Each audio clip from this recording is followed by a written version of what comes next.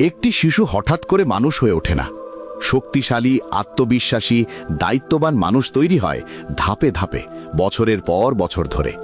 এই যাত্রাটা যদি সচেতনভাবে পরিচালিত হয়, তাহলে শিশুর ভেতরে জন্ম নেয় আত্মমর্যাদা, সাহস, সংযম আর স্বাধীন চিন্তা। আর যদি এই যাত্রায় বিশৃঙ্খলা থাকে, তাহলে শিশুর ভেতর জন্ম নিতে পারে ভয়, বিভ্রান্তি ও পরনির্ভরশীলতা। একটি শিশু মানুষ হয়ে ওঠার পুরো প্রক্রিয়াকে তিনটি স্বাভাবিক চক্রে বোঝা যায়: ভালোবাসার চক্র, নিয়মের চক্র এবং দায়িত্ব ও সেবার চক্র। জীবনের প্রথম চক্রটি হল ভালোবাসার চক্র।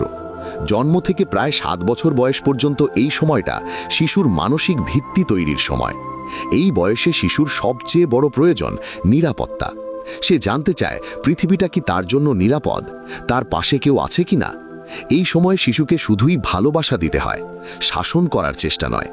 অহেতুক শাসন, বকাঝকা, তুলনা, বারবার সংশোধন ইত্যাদি শিশুর ভেতরে ভয় তৈরি করে। হ্যাঁ, শুধুমাত্র তখনই আপনার হস্তক্ষেপ দরকার যখন শিশুর জীবনের ঝুঁকি থাকে। এই বয়সে শিশুকে ভুল করতে দিতে হয়, পড়ে যেতে দিতে হয়, আবার উঠে দাঁড়াতে দিতে হয়। শিশুর প্রশ্নের উত্তর দিতে হয় ধৈর্য নিয়ে, কিন্তু নিজের মতাদর্শ বা ভয়ের বোঝা চাপিয়ে না দিয়ে। কৌতূহল দমন করা নয়, বরং কৌতূহলকে পথ দেখানোই এই বয়সের আসল শিক্ষা। এই সময়টা স্ক্রিনের নয়, বাস্তব জীবনের। ফোন, ট্যাব, টেলিভিশন শিশুকে চুপ করিয়ে রাখতে পারে, কিন্তু ভেতরটা অন্তঃসার শূন্য করে দেয়। বরং মানুষ, প্রকৃতি, খেলাধুলা, গল্প, স্পর্শ এই জিনিসগুলোই শিশুর ভেতরে নিরাপদ পৃথিবীর ধারণা তৈরি করে। এই ভালোবাসার ভিত্তির ওপরই পরবর্তী সব শিক্ষা দাঁড়িয়ে থাকে।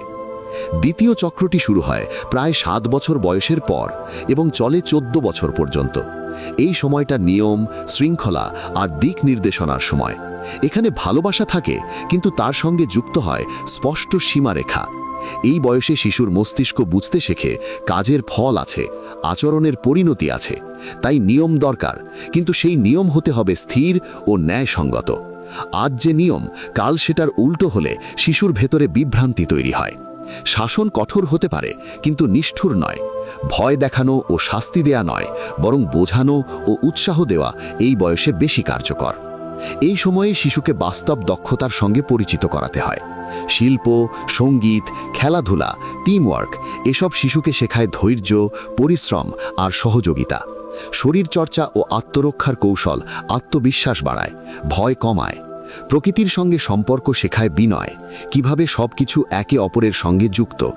প্রযুক্তি এই বয়সে পুরোপুরি নিষিদ্ধ না হলেও নিয়ন্ত্রিত হওয়া জরুরি, কারণ ছোট বয়সে অতিরিক্ত স্ক্রিন মস্তিষ্কের স্বাভাবিক আনন্দ ও মনোযোগকে ব্যাহত করে।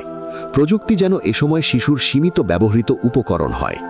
এই সময়টা শিশুর সীমা বোঝার সময়। একটু কষ্ট, একটু দায়িত্ব, একটু চ্যালেঞ্জ এসব শিশুকে ভাঙে না, বরং গড়ে তোলে।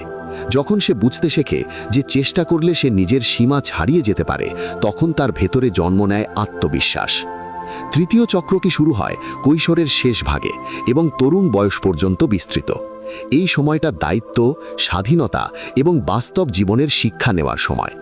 এই বয়সে শিশুকে আর শুধু শিশু হিসেবে দেখা যায় না, তাকে ধীরে ধীরে একজন দায়িত্বশীল মানুষ হিসেবে প্রস্তুত করতে হয়। এখানে সবচেয়ে গুরুত্বপূর্ণ শিক্ষা হলো অর্থ আর স্বাধীনতার সম্পর্ক বোঝা। অর্থ মানে শুধু টাকা নয়, এটা সিদ্ধান্ত, পরিশ্রম, দায়বদ্ধতা আর সম্মানের সঙ্গে যুক্ত। এই শিক্ষা কথায় নয়, কাজে দিতে হয়। নিয়মিত হাত খরচ দিয়ে নির্ভরশীল করে রাখলে স্বাধীনতা আসে না, বরং এমন সুযোগ তৈরি করতে হয় যেখানে সে নিজের প্রচেষ্টায় কিছু অর্জন করতে পারে। ছোট পরিসরে হলেও নিজের দায়িত্ব, কোনো কাজ, কোনো উদ্যোগ, কোনো সম্পদ, এই অভিজ্ঞতা তাকে শেখায় পরিকল্পনা, মূল্য নির্ধারণ, মানুষের সঙ্গে সৎ আচরণ এবং নিজের কাজের ফল গ্রহণ করা। তখন সে শুধু উপার্জন শেখে না, সে শেখে কিভাবে নিজের জীবনের ভার নিজে নিতে হয়। এই 3টি চক্র জুড়ে একটি বিষয় সব সময় মনে রাখতে হয়: শিশু কথার চেয়ে বেশি উদাহরণ অনুসরণ করে। বড়রা যেভাবে কথা বলে, যেভাবে আচরণ করে, যেভাবে সম্মান দেখায় বা অসম্মান করে, শিশু সেটাই শিখে নেয়। তাই খারাপ চক্র ভাঙতে হয় সচেতনভাবে, না হলে তা প্রজন্ম থেকে প্রজন্মে চলতে থাকে। আর ভালো চক্র, ভালোবাসা, নিয়ম আর দায়িত্ব এগুলো সচেতনভাবে লালন করতে হয়। শেষ পর্যন্ত একটি শিশুকে শক্ত মানুষ করে তোলে ক্ষমতা নয়, বরং চরিত্র।